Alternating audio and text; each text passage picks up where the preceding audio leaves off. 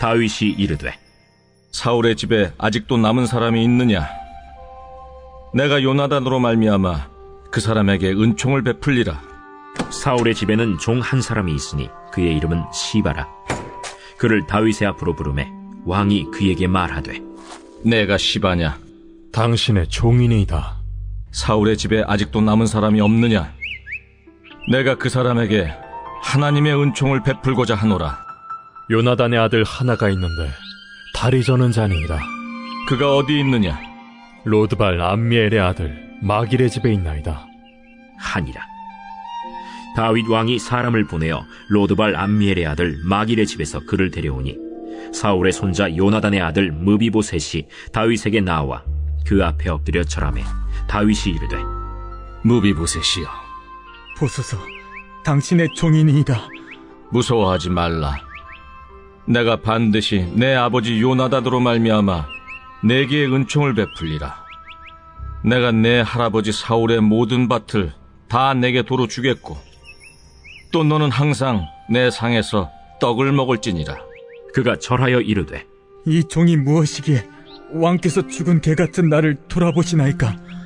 왕이 사울의 시종 시바를 불러 그에게 이르되 사울과 그의 온 집에 속한 것은 내가 다 내 주인의 아들에게 주었노니 너와 내 아들들과 내 종들은 그를 위하여 땅을 갈고 거두어 내 주인의 아들에게 양식을 대주어 먹게 하라. 그러나 내 주인의 아들 무비보셋은 항상 내 상에서 떡을 먹으리라.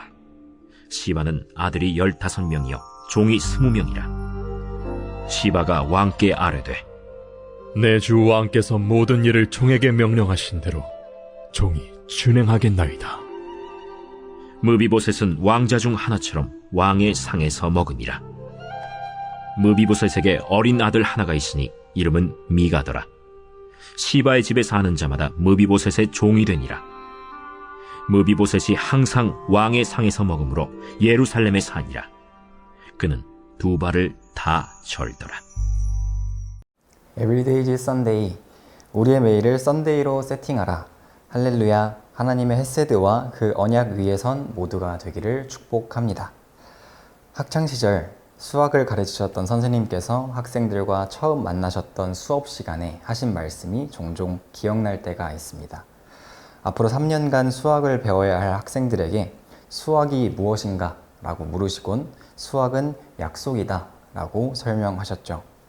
왜냐하면 더하기라는 기호 또는 곱하기라는 기호가 더한다는 뜻, 곱한다는 뜻을 각각 가진다고 약속했기 때문에 우리는 수학 속에서 기호들을 통해 대화하고 소통하며 그 문제의 답을 해결할 수 있게 되었기 때문이라는 이야기셨습니다. 약속이 바탕이 된 학문, 약속 위에 선 학문, 그것이 수학이라고 말씀하시며 스승과 제자 안에서도 또 이 학교 생활 안에서도 지켜야 할 약속들이 있다는 사실을 이어 강조하시곤 하셨죠. 오늘 말씀 안에서도 우리는 하나님의 신실하신 약속인 언약 위에 선 다윗의 신실한 태도와 그 행동 안에 스며든 지혜를 엿보게 됩니다. 지난 사무엘하 본문 안에서 온 유다와 이스라엘의 왕으로 등극한 다윗은 시온성을 빼앗고 하나님의 궤를 다윗성으로 옮겼으며 하나님께서는 이 다윗 왕국을 두고 영원한 왕위를 약속하시는 언약을 맺으셨죠. 다윗은 그 앞에서 나는 누구이오며 내 집은 무엇이기에 자신을 이곳까지 이르게 하시고 영원히 견고할 나라와 그 왕위를 약속하신 하나님의 위대한 은혜를 고백할 수밖에 없었습니다. 앞선 8장에서 이제 다윗은 어디서 전쟁하든지 여호와께서 이기게 하셨고 모든 백성에게 정의와 공의를 베풀어 각 영역의 지도자들을 세우게 됩니다. 마침내 온 나라를 새롭게 세운 다윗이었지만 아직 그 통치의 그늘, 왕국의 그림자에 숨은 채 여전히 미완의 영역에서 언약의 성취를 기다리던 한 사람이 있었죠.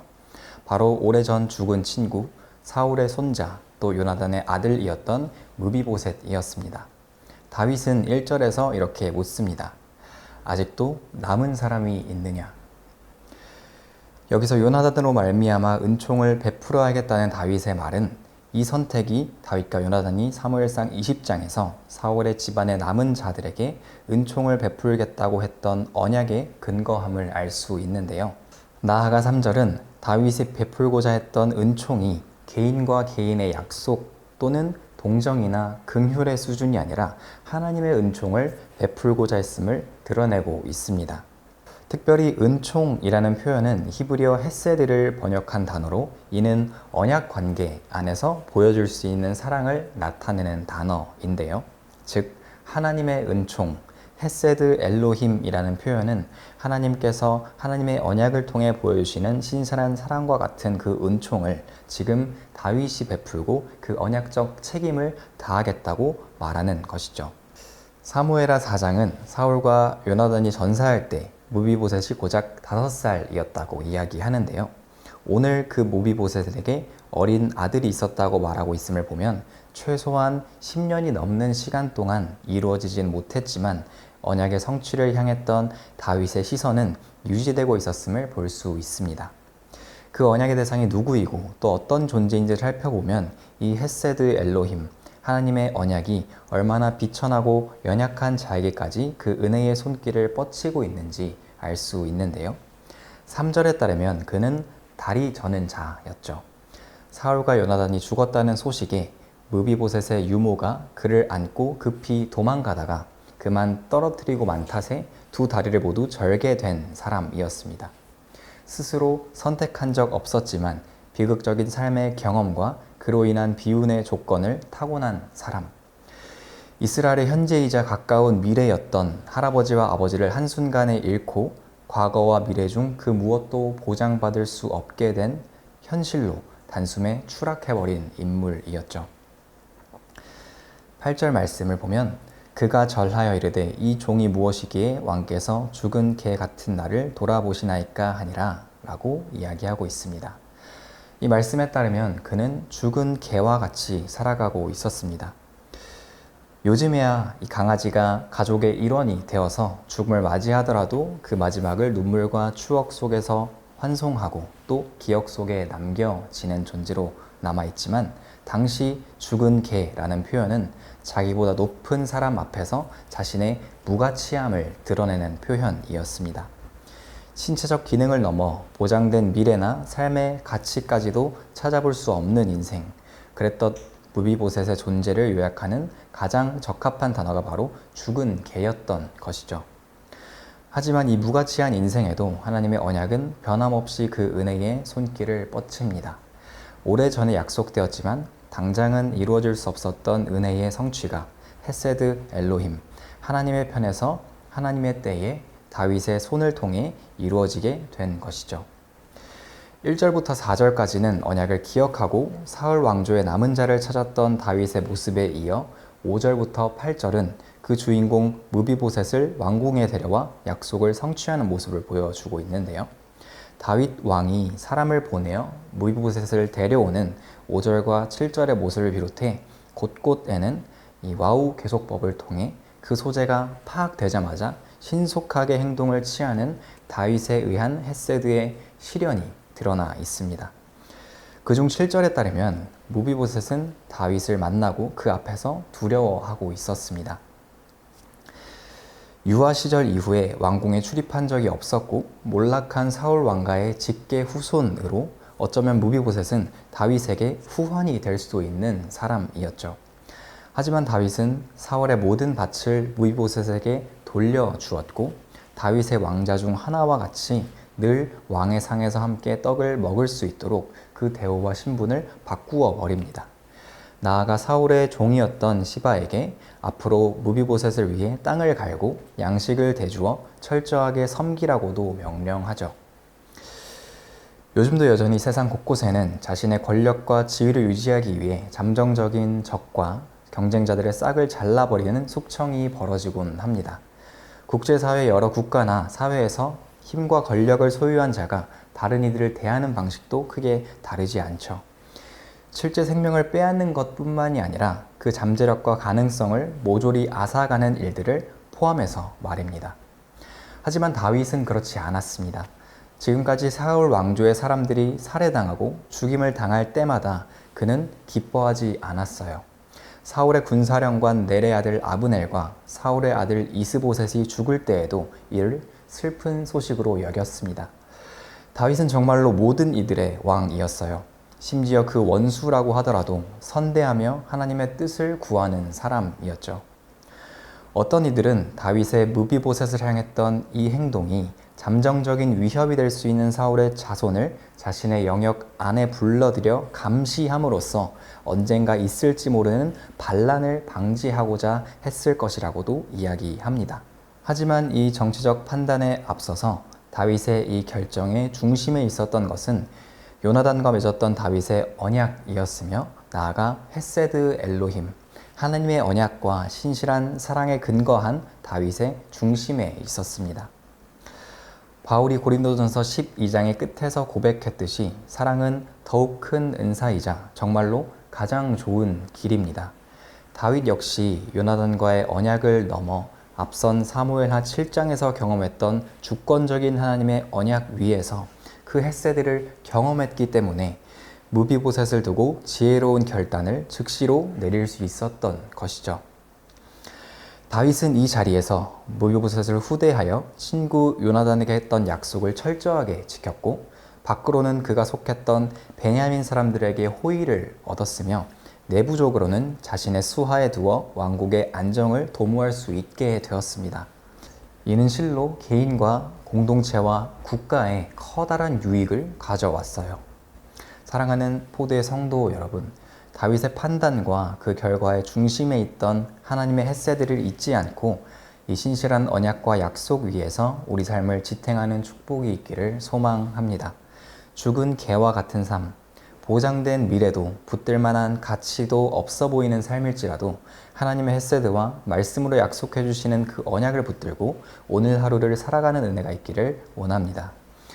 우리는 오직 이 하나님의 영원한 언약과 사랑 위에서 삶의 희망과 약속의 성취를 포기하지 않을 수 있는 줄로 믿습니다.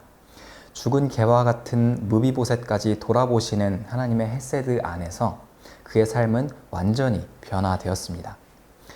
이 가운데 정말로 죽은 개와 같은 삶의 조건과 스스로를 마주하고 계신 성도님들도 계시겠지만 우리 모두는 사실 영적으로 죽은 개와 같은 자들이었죠. 그렇기 때문에 늘 하나님의 심판을 떠올리며 두려워 떨 수밖에 없는 존재적인 죄인이었습니다. 하지만 하나님께서는 그 모든 심판과 형벌을 십자가 위에서 그 아들 예수님에게 담당시키셨고 그 피로 우리는 죄로 잃었던 모든 것을 회복하게 되었습니다. 하나님과의 영원한 언약의 관계, 하나님의 자녀로서의 신분, 그리고 하나님의 상에서 먹고 마실 수 있는 특권까지 얻게 된 것이죠. 이 존재적 전환, 놀라운 영적인 신분의 변화를 하나님의 헤세드로부터 비롯된 은혜를 잊지 않고 살아가는 우리 모두가 되기를 소망합니다.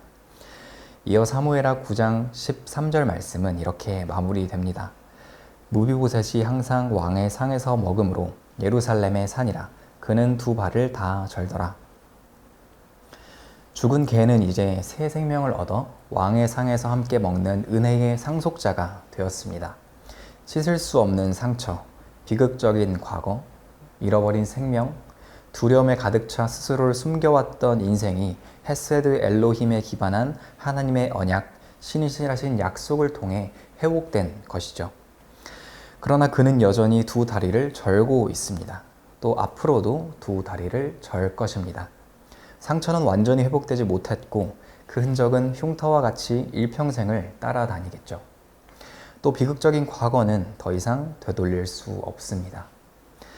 하지만 그의 두 다리는 비록 온전치 못한 모습으로 절고 있는 두 다리는 이제 과거의 비극이나 두려움이 아니라 지금 이 순간을 허락해 주신 하나님의 헤세드와 찬란한 미래를 향해 뻗어 있는 언약의 대로 그 위에 서 있습니다.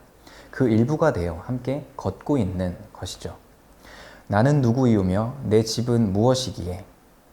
언약을 마주했던 다윗의 고백과 이 종이 무엇이기에 죽은 개와 같은 저를 돌아보시나이까 하는 무비보셋의 고백은 모두 하나님의 신실한 언약과 헤세드 위에 서 있습니다. 다윗의 어떤 정치적 판단조차도 하나님의 언약 위에서 그 헤세드 위에서 이루어진 결정임을 기억하며 오늘 말씀을 마주한 모든 포드의 성도들의 삶이 지나온 모든 과거와 죽은 개와 같이 느껴지는 내 존재와 회복될 수 없는 상처 위에 서 있지 않기를 원합니다. 비록 여전히 절고 있는 두 다리일지라도 헤세드 엘로힘, 오늘 무비보셋에게 허락된 하나님의 신실하신 사랑과 예수 그리스도의 십자가로 뻗어있는 놀라운 언약 위에 서서 왕의 상에서 먹고 마시는 놀라운 은혜가 우리에게 허락되었음을 기억하는 인생이 되기를 축복합니다. 죽은 개와 같은 인생, 하나님의 헤세드가 허락되는 은총이 있기를 다시 한번 소망합니다. 함께 기도하시겠습니다. 사랑의 하나님, 오늘 말씀을 통해 다윗과 또 무비보셋에게 허락된 하나님의 헤세드, 이 언약의 신실하신 성취를 이끌어 가시는 하나님의 사랑을 알게 하시니 감사합니다. 우리의 모든 삶 역시 모든 것을 잃어버리고 또 모든 것이 회복될 수 없고 그 가운데 하나님의 뜻을 찾아 헤맬 수밖에 없는 인생일지라도 두려워 숨을 수밖에 없는 인생일지라도 하나님의 선하신 헤세드와 또 그 사랑 위에서 또 반드시 이루실 언약 위에 우리가 서 있을 수 있도록 주님 붙들어 주시옵소서. 약속하신 하나님의 말씀 위에 또 영원토록 신실하신 하나님의 사랑 위에 이 십자가 언약 위에 우리가 서 있음을 기억하고 오늘 하루를 하나님의 신실하신 엘로힘 헤세드 위에서 살아가는 보대 모든 성도들 될 수 있도록 주님 축복하시고 기억하여 주시옵소서. 살아계신 예수 그리스도 이름으로 기도드렸습니다. 아멘.